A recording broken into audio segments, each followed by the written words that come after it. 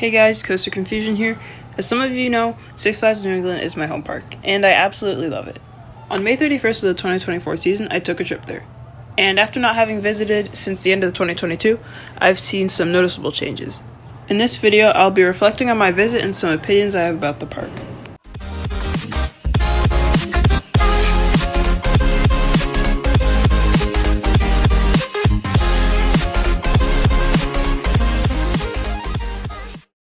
One of the first things I noticed was electric vehicle charging stations in the parking lot.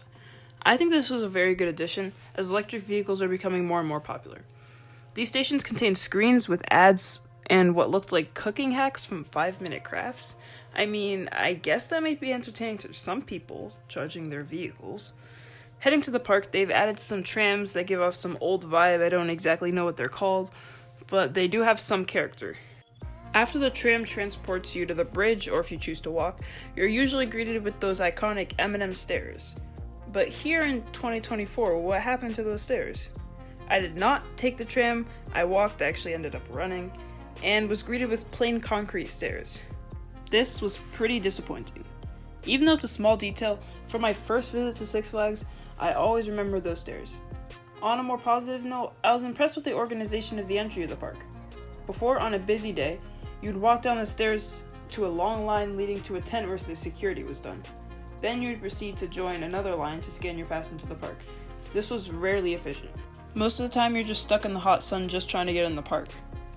This year they've switched up the order. You scan your ticket first, and then you walk through a metal detector.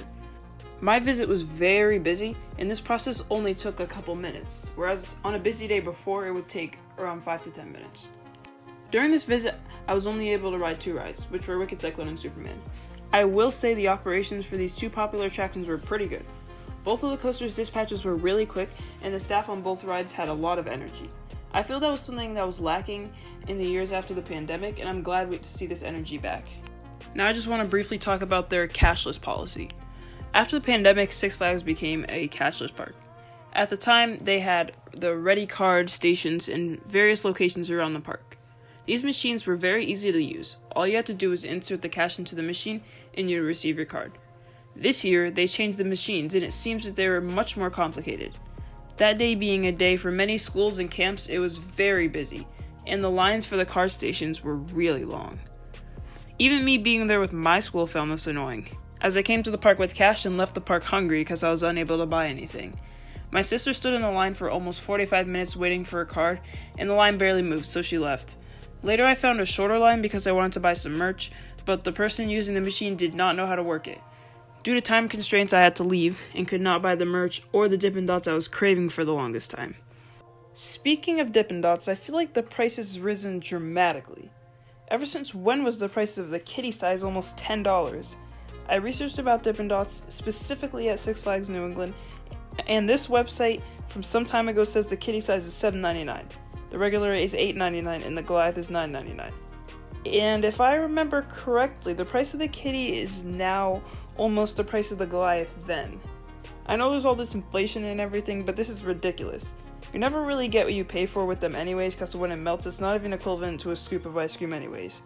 I only buy them for the enjoyment of having round balls of ice cream in my mouth, but with these prices, it's an absolute ripoff. One last thing I want to touch on is my experience waiting in line. We all love those TVs and at the Six Flags parks and the lines.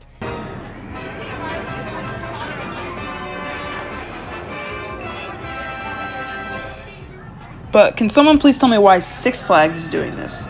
Why are they advertising red sneakers for Food Allergy Awareness Month? As a person with food allergies, I find it kind of funny. I mean, knowing I get to go to my home park knowing that people are wearing red sneakers for me makes me feel really awesome. And why the color red? Red's my favorite color. Alright, I guess thanks to my Trina allergy I have to go out and buy some red sneakers. I guess Six Flags is just doing anything they can to make money. Well, did I enjoy my visit to Six Flags New England? Of course I did. Feels like home to me, and I will probably enjoy it more than any other amusement park I'd go to. As I only got a chance to ride Wicked Cyclone and Superman, I still had a lot of fun. Check out my on-ride POV of Wicked Cyclone. Me and my friends had a lot of fun on that. Overall, Six Flags New England is doing pretty well for the season, but maybe a few improvements can be made.